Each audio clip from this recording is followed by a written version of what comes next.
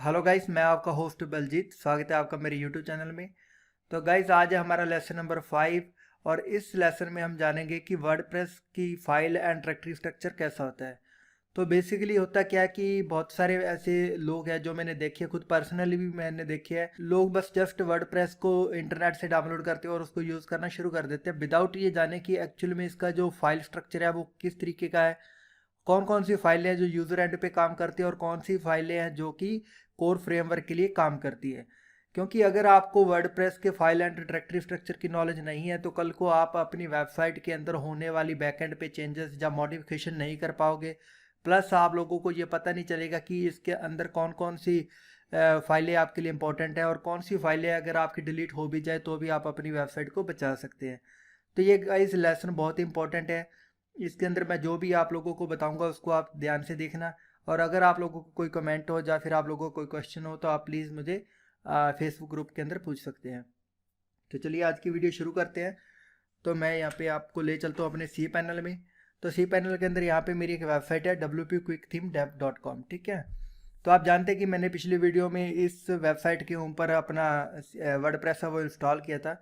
तो जब आप वर्डप्रेस को इंस्टॉल करते हो अपने, तो आपके पास जो डिफ़ॉल्ट जो कि आपकी कोर वर्डप्रेस की फाइलें आती हैं वो कुछ इस तरीके से होती है जैसा आप स्क्रीन पे देख रहे हो, ठीक है। तो यहाँ पे बेसिकली होता क्या कि जो वर्डप्रेस है ये PHP बेस्ड CMS है। तो इसका मेन जो जो लैंग्वेज है वो PHP है। तो ऑलमोस्ट आपको जितनी भी सिंगल कोर की फाइलें मिलेंगी वो सब आपको PHP बेस्ड मिलेगी। तो देख सकते हैं यहाँ पे index PHP, WP active PHP, तो ये सब PHP की फाइल है, ठीक है। इसके अलावा आपको डिफ़ॉल्ट मेन जो फोल्डर मिलते हैं वो ये तीन ही मिलते हैं, WP एडमिन, WP कंटेंट और WP इंक्लूड्स। तो बेसिकली होता क्या कि ये तीन फोल्डर होते हैं और प्लस साथ में आपको ये कुछ फाइलें मिलती है, ठीक है। तो अब ये जानना जरूरी है कि इनमें से कौन कौन सी फाइलें हैं जो आपकी वेबसाइट के लिए बहुत इंपॉर्टेंट है। यूजुअली तो ये सारी की सारी फाइल इंपॉर्टेंट है, अगर कोई फाइल मिसिंग होगी तो आपकी वेबसाइट नहीं चलेगी। लेकिन इन केस आपके यहाँ पे वायरस आ जाए, आपका बैकअप आप लोगों ने लेना है मैन्युअली, तो यहाँ पे मैं एक एक करके इस चीज़ के बारे में बात करूँगा। हालांकि मैंने यहाँ पे एक आप लोगों के लिए एक फ़ोटो भी निकाल के रखी थी। तो देखिए यहाँ पे अगर आप देख सकते हो तो मैं कंट्रोल++ कर देता हूँ। तो देखिए यहाँ पे कुछ मार्क लगाए हुए हैं स्ट्रक्चर के बारे में कि WP एडमिन, WP इंक्लूड और बहुत सारे जितनी भी बाकी अगेन जो PHP की फाइल है, सिर्फ WP कॉन्फ़िग फाइल को छोड़ के और .php फाइल ini.php फाइल है इसको छोड़ के, और robot.txt है। अगर इसके अलावा जितनी भी ये फाइलें हैं ये सब कोर वर्डप्रेस की फाइलें हैं। इट मीन्स कि इन सभी फाइलों का जो यूज़ है वो वर्डप्रेस को रन करने के लिए किया जाता है, ठीक है। इसमें आपकी तरफ से कोई भी जो है चेंजेस नहीं किया जाता है, यूज़र एंड से इसमें कोई चेंजेस नहीं होता है। जब भी आप अपनी वेबसाइट में कुछ ऐड करते हो, डिलीट करते हो, तो इन फाइल्स के अंदर कोई मॉडिफिकेशन नहीं होती है। ये एज इट इज़ वैसी रहती है जैसी वर्डप्रेस की तरफ से आती है। इनके अंदर जो अपग्रेडेशन होती है वो सिर्फ और सिर्फ वर्डप्रेस की कोर अपडेट्स के थ्रू होती है। तो वर्डप्रेस अपनी तरफ से नई अपडेट भेजता है, वही इनको रिप्लेस करता है, यूज़र एंड से इसका कोई यूज़ नहीं होता है। तो बेसिकली आप लोगों ने देखा होगा कि इन फाइलों को कभी भी आप लोगों ने यूज़ नहीं किया होगा, एडिट नहीं किया होगा, ठीक है। तो ये होती है कोर वर्डप्रेस की फाइलें, ठीक है। जो हमें यूज़र एंड पे यूज़ करने के लिए मिलती है वो होती है WP कंटेंट, WP config.php और ini PHP या फिर robot.txt, ठीक है। तो अब मैं आप लोगों को बताऊंगा कि एक्चुअल में ये इन फाइलों के अंदर आपका डेटा होता क्या है, ठीक है। तो ये दो फोल्डर तो मेरी तरफ से बनाए हुए हैं, इनको मैं डिलीट भी कर सकता हूँ, ठीक है। तो अभी हमें सिर्फ फोकस करना है यहाँ पे जो मेन फोल्डर है WP कंटेंट। तो जैसे इसके नेम से पता चल रहा है कि हमारा जो भी वेबसाइट का कंटेंट है, चाहे आप, मैं इसको एक बार आपको खोल के दिखा देता हूँ। मैं अपनी वेबसाइट के अंदर कोई भी प्लगइन ऐड करता हूँ वो प्लगइन भी इसी फोल्डर के अंदर स्टोर होती है। अगर मैं कोई थीम ऐड करता हूँ तो वो थीम भी यहीं स्टोर होता है। मैं अपनी कोई थीम प्लगइन को अपडेट करता हूँ उसकी अपग्रेड का वर्जन भी यहीं अपडेट होता है। अगर मैं कोई मीडिया अपलोड करता हूँ वो मीडिया भी यहीं स्टोर होता है, ठीक है। तो बेसिकली हमारी पूरी वेबसाइट है वो मैनेज होती है इस फोल्डर में, WP कंटेंट फोल्डर में। तो जब भी हमें कभी वर्डप्रेस के अंदर मैनुअल बैकअप लेना होता है तो हम क्या करते हैं, सिर्फ इस एक फोल्डर को राइट क्लिक करके ऐड टू आर्काइव कर लेते हैं कि इसकी एक जिप फाइल है वो बना लेते हैं, ठीक है। कंप्रेस कर लेते हैं, जैसे यहाँ पे ऊपर लगा है तो जिप फाइल इसकी बना के इसको डाउनलोड कर लेते हैं, ठीक है। इसके अलावा जो बहुत ही मोस्ट इंपॉर्टेंट फाइल है यूज़र एंड पे जो जो आपकी वेबसाइट के साथ इंटरलिंक करती है वो होती है WP कॉन्फ़िग फाइल। अब होता क्या कि इस WP कंटेंट के अंदर तो आप लोगों ने अपना पूरा डेटा रख लिया, जो कि जो भी आपकी वेबसाइट का डेटा वो इसमें होगा। लेकिन वो डेटा जिन टेबल के अंदर स्टोर है डेटाबेस में उसकी इन्फॉर्मेशन दी होती है wp-config.php में। तो मैं इसको एक बार एडिट करके आप लोगों को दिखा देता हूँ। तो इस फाइल के अंदर देखिए यहाँ पे मेरा MySQL डेटाबेस नेम और अनदर जो भी मेरी इंपॉर्टेंट है वेबसाइट के लिए उसके पाथ पहले से डिफाइन होते हैं। तो आप ये मान के चलिए कि ये आपकी मेन वेबसाइट है और ये उसको चलाने के लिए डेटाबेस के साथ इंटरलिंक करने के लिए मेन आपकी फ़ाइल है। तो जब भी आप कभी मैनुअल बैकअप लोगे तो आपने इस फोल्डर को और इस wp-config फोल्डर को डाउनलोड कर लेना है। बाकी फाइल अगर आप नहीं भी डाउनलोड करोगे तो भी आपका काम चल जाएगा। और नेक्स्ट जब भी कहीं आप इसको मूव करते हो तो वहाँ पे ये 2 फोल्डर रिप्लेस कर देना, बाकी नई वर्डप्रेस वहीं पे इंस्टॉल कर लेना और ये 2 फोल्डर रिप्लेस कर देना, ठीक है। तो अब इसमें होता क्या कि ये 2 मेन फाइलें हैं जो आपके लिए मोस्ट इंपॉर्टेंट है। अब इन केस अगर आप एक सिनेरियो क्रिएट करते हैं कि आपके कंप्यूटर के अंदर आपकी वेबसाइट के अंदर है वो वायरस आ गया, ठीक है, किसी ने आपकी वेबसाइट हैक कर ली। हैक करेगा उसमें होता क्या है कि हैकिंग के थ्रू मेन जो होता है आपका डाटा होता है, हो सकता है कि आपकी मेन फाइल के अंदर भी वो इम्प्लीमेंट हो जाए। लेकिन इन केस अगर आपकी पूरी वेबसाइट के अंदर वायरस आ जाता है तो आप लोगों ने करना क्या है, सिर्फ खाली मेन जो फाइल है हमारी इस फोल्डर को जिप फाइल बना के डाउनलोड कर लेना है। डाउनलोड करके उसको अपने लोकल कंप्यूटर में जो भी अच्छा सा एंटीवायरस है उसमें स्कैन करना है और प्लस बाकी जितनी फाइलें हैं wp-config फाइल को भी डाउनलोड कर लेना है। बाकी जितनी भी फाइलें हैं उनको आप डिलीट मार दो। डिलीट मारने के बाद फ्रेश इंस्टॉलेशन अपलोड करो। देन जो आपने अपने एंटीवायरस से चेक किए फाइलें उनको वापस से रिप्लेस कर दो wp कंटेंट फोल्डर को। तो और अपनी wp-config फाइल है उसको रिप्लेस कर दो और आपकी वेबसाइट एज इट इज़ जैसी थी वैसी वापस आ जाएगी। और उसमें आपका कोई लेआउट ब्रेक नहीं होगा, कोई आपका डिज़ाइन चेंज नहीं होगा, क्योंकि जो भी आपका डिज़ाइन लेआउट और डेटाबेस था वो सब आपका कनेक्ट था wp कंटेंट और wp-config फाइल के थ्रू, ठीक है। अब इसके अलावा एक बहुत ही इंपॉर्टेंट फाइल होती है जिसका मैंने अभी तक जिक्र नहीं किया, ये है .htaccess, ठीक है। .htaccess एक्चुअल में करती क्या है, ये एक तरीके की कॉन्फ़िगरेशन फाइल है। तो मेन तौर अगर मैं आप लोगों को बताऊं ये htaccess एंड wp-config ये मेन 2 कॉन्फ़िगरेशन फाइल्स होती है, ठीक है। अगर ये दोनों आपकी सही सलामत है तो आपकी वेबसाइट का आपके सर्वर के साथ बिहेवियर है वो प्रॉपरली वर्क करेगा। इसमें मेन जो रोल होता है htaccess का वो ये होता है कि वो आपकी एक तरीके से मान के चलो कि आपकी वेबसाइट का ब्रेन है, ठीक है। जितनी भी सर्वर एंड से कमांड्स होती है वो किस सर्वर आपकी वेबसाइट को किस तरीके से टैकल करेगा इसकी इंफॉर्मेशन है वो htaccess फाइल देती है, ठीक है। तो मेन मान के चलिए कि ये एक साइन बोर्ड है जो कि आपके शहर के किसी चौराहे पे लगा हुआ है जो रूट करता है, जो कि इंडिकेट करता है कि ये सिटी इस तरफ है। तो इसका मैं आपको एक यहाँ पे दिखा भी देता हूँ, इसको एडिट करूँगा। तो देखिए यहाँ पे जितने भी री राइट इंजन के अंदर यहाँ पे लिखे होते हैं मॉड्यूल होते हैं, तो उसमें क्या होता है कि ये अपाचे जो है NGIX सर्वर या फिर अपाचे सर्वर होता है, तो उसके लिए यहाँ पे जो पाथ है वो डिक्लेयर किए होते हैं, ठीक है, जिसमें बताता है कि हमारी रूट डायरेक्टरी कौन सी है, रूट हमारी फाइल कौन सी है। और अगर ये फाइल यहाँ पे ना हो तो आप लोगों को मैं बताता हूँ कि इसका सबसे बड़ा क्या होगा। आप लोगों को देखोगे कि मोस्टली जब भी आप कभी अपनी वेबसाइट को चाहे वो लोकल सर्वर से मेन सर्वर पे ट्रांसफ़र करो या फिर एक सर्वर से दूसरे सर्वर पे अपलोड करो, तो होता क्या कि आपका खाली जो मेन पेज है इंडेक्स फोल्डर मेन जो फ्रंट पेज है होम पेज है वही वर्क करता है। जब कभी आप अनदर किसी पेज को ओपन करोगे तो आपको 404 की एरर आएगी। तो वो इसलिए आती है क्योंकि आपकी .htaccess फाइल है वो डिलीट हो चुकी होती है। अगर आपकी ये फाइल यहाँ से डिलीट है तो आपका सिर्फ होम पेज ओपन होगा, बाकी कोई पेज ओपन नहीं होगा, सभी पे 404 की एरर आएगी।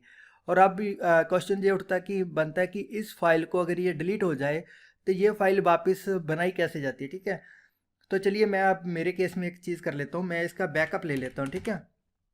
मैंने इसका नाम चेंज कर दिया और इसको old.bk लिख दिया। bk फाइल अगर आप बना दोगे तो इट मीन्स कि इसका बैकअप बन जाएगा, ठीक है। तो मैं रिप्लेस कर देता हूँ, रीनेम कर देता हूँ, सॉरी, और यहाँ इसके आगे ओल्ड लिख देता हूँ। तो देखिए मैंने अपनी जो मेन फाइल है जो htaccess है उसका बैकअप फाइल बना दिया, उसको हटा दिया, ठीक है। तो इस केस में ये क्या कि मेरी वेबसाइट में अब ये फाइल है वो डिलीट हो चुकी है। हालांकि ये पहले से कन्फिगर है। अब मैं इसमें लॉगिन अगर करूँ आपको दिखाऊं तो चलिए मैं अभी आप वेबसाइट के अंदर लॉगिन करके दिखाता हूँ कि इसको वापस कैसे बनाया जाए। इन केस आपकी ये डिलीट ही हो गई है तो आपने इसको वापस कैसे लेके आना है। तो देखिए मैंने अपने वेबसाइट के बैकएंड में आ चुका हूँ। तो यहाँ पे करना क्या है, आप लोगों ने कि सेटिंग के अंदर आना है और यहाँ पे बना होता है परमालिंक्स का ऑप्शन, ठीक है, परमालिंक्स।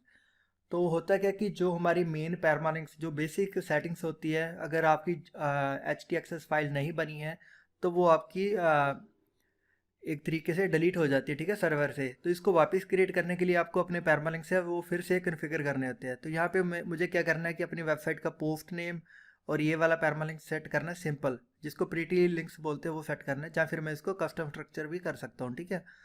और प्रोडक्ट के लिए मुझे दिखाना है मेन शॉप एज प्रोडक्ट इस तरीके से, या फिर मैं ऐसा डिफ़ॉल्ट भी रख सकता हूँ। और मैं इसको सेव कर देता हूँ। मैं जैसे इसको सेव करूँगा तो मैं यहाँ पे रिफ़्रेश करके आप लोगों को दिखा दूंगा कि ये एक नई फाइल, देखिए अभी तक मैंने रिफ़्रेश नहीं किया है तो देख सकते हैं कि यहाँ पे कोई और htaccess फाइल नहीं है। अब मैं इसको रीलोड कर लेता हूँ और वापस अपनी फोल्डर में जाऊँगा WP क्विक थीम। तो आप देख सकते हैं कि यहाँ पे .htaccess एक न्यू फाइल है वो जनरेट हो चुकी है। तो अब जो आपकी 404 की एरर है वो बिल्कुल ख़त्म हो जाती है। अगर आपको भी इन केस कभी ऐसी इशू आई हो तो आप सिंपली इसको यहाँ पे सेव करके अपना 404 का एरर है वो अपनी वेबसाइट से हटा सकते हैं, ठीक है। और आपकी htaccess फाइल है वो वापस आ जाएगी। अब मैं इसको एडिट करके दिखा देता हूँ। हालांकि मैंने ना तो ये फाइल बनाई है और ना ही इसके अंदर कुछ डाला, तो देखिए इसका जो डिफ़ॉल्ट रूट है वो अपने आप यहाँ पे कन्फिगर हो चुका है, ठीक है। तो ये होता है आपका जो कॉन्फ़िगरेशन फाइल है, अगर वो डिलीट हो जाए उसको सही करने का तरीका, ठीक है। तो मेन मैंने जो इस फाइल स्ट्रक्चर में आप लोगों को बताना है, मैं बताना चाह रहा हूँ वो यही है कि अगर आपको एडिटिंग करनी है तो वो किस फोल्डर में करनी है, और अगर आप लोगों को कुछ सेव करना है तो वो कौन कौन सी फाइल है जिनका बैकअप आपके पास होना चाहिए। तो बैकअप के लिए हमारे पास WP content, htaccess and WP config php, ये 3 फाइलें आपको हमेशा बचा के रखनी है। बाकी अनदर आप कुछ भी डिलीट कर दो वो वापस आ जाएगा, ठीक है। तो अभी देखिए मैं एक और एग्जाम्पल आप लोगों को दिखा रहा हूँ प्रैक्टिकल करके। ये मेरी वेबसाइट है और अभी ठीक ठाक ओपन हो रही है, ठीक है, ठीक ठाक ओपन हो रही है। अब मैं क्या करूँगा, इसको जाके यहाँ पे सेलेक्ट ऑल करूँगा। सिर्फ इन 3 फोल्डर को डिलीट नहीं करूँगा, एक फोल्डर को, htaccess फाइल को, चलो ये भी रख लेते हैं, और एक WP config फाइल को, ठीक है। अब इनको डिलीट नहीं करूँगा, बाकी पूरी की पूरी वेबसाइट है मैं डिलीट कर देता हूँ, ठीक है, और परमानेंटली डिलीट कर देता हूँ।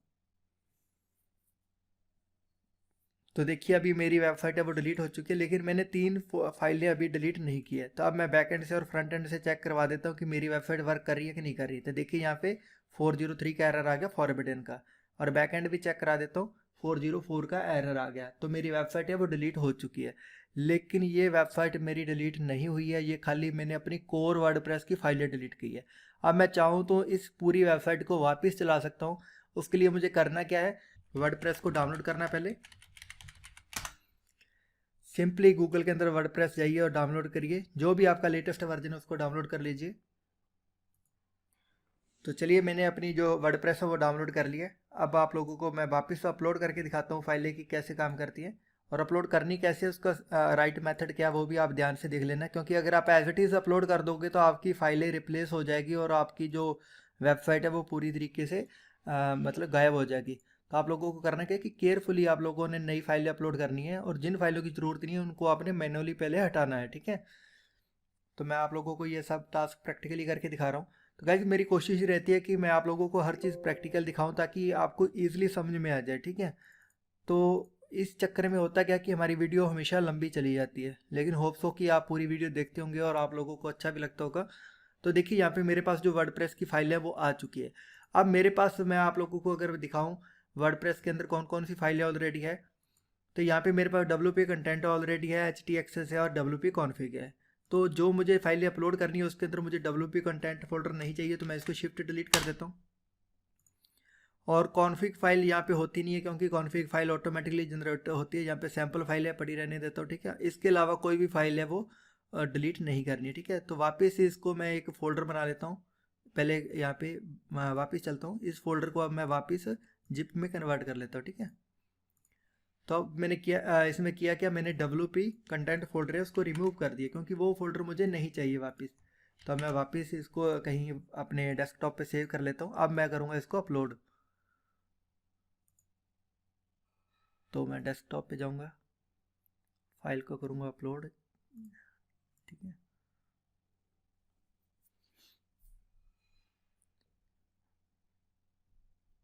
तो चलिए अब वेट करते हैं फाइल अपलोड होने का। तो मेरे पास जो फाइलें हैं वो अपलोड हो चुकी है। तो अब मैं इस जिप फोल्डर को पहले एक्सट्रैक्ट कर लेता हूँ, ओपन कर लेता हूँ, ठीक है। तो ओपन करने के बाद करना क्या है कि वर्डप्रेस जो फोल्डर मैंने अभी अपलोड किया है इसके अंदर जाऊँगा और जितनी फाइलें इनको सिलेक्ट करूँगा, सिलेक्ट ऑल कर लेते हैं, और अब इनको मूव करूँगा मेन डायरेक्टरी में, जो कि मेरी अपनी वेबसाइट की मेन फाइल है जहाँ पे, वहाँ मूव करूँगा। तो इसको मैं मूव करने के लिए कमांड दूंगा मूव की, और वर्डप्रेस फोल्डर का पाथ आगे से रिमूव कर दूंगा, तब ये मेन फोल्डर में चली जाएगी। तो देखिए वापस फाइलें आ चुकी है सभी, और यहाँ पे जो मैंने एक्स्ट्रा फाइलें कुछ बनी है उनको रिमूव कर देता हूँ। तो बूम, ये यहाँ पे जो मेरी फाइलें हैं जो वापस आ चुकी है, आप देख सकते हैं। अब वापस चेक करेंगे, ये हमारा बैकएंड, रिफ्रेश करके ये देख लेते हैं। तो देखिए मेरी वेबसाइट है वो फिर से ओपन होने लगी है, यहाँ पे बैकएंड है वो ओपन हो गया। अब फ्रंट एंड चेक कर लेते हैं। तो बूम गाइस, आप देखिए यहाँ पे कोई भी लेआउट है वो ब्रेक नहीं हुआ है, एज इट इज़ मेरी वेबसाइट है वो वापस आ चुकी है, ठीक है। तो ये था हमारा कोर वेबसाइट का फाइल एंड डायरेक्टरी स्ट्रक्चर, जो आप लोगों को ध्यान में रखना है। होप्स हो कि आप लोगों को पता चल गया होगा कि कौन कौन सी फाइलें इंपॉर्टेंट है यूज़र एंड के लिए और कौन सी फाइलें इंपॉर्टेंट है आपकी कोर वर्डप्रेस के फ्रेमवर्क के लिए। तो इन फाइलों के साथ आपको कैसे प्ले करना है, कैसे यूज़ करना है, इसका मैंने फुली आइडिया आपको इस वीडियो में दे दिया है। अगर आप लोगों को वीडियो अच्छी लगी तो लाइक शेयर एंड कमेंट करिएगा, और सब्सक्राइब तो प्लीज़ कर ही लीजिएगा चैनल को। तो मिलते हैं नेक्स्ट लेक्चर में। Thank you so much.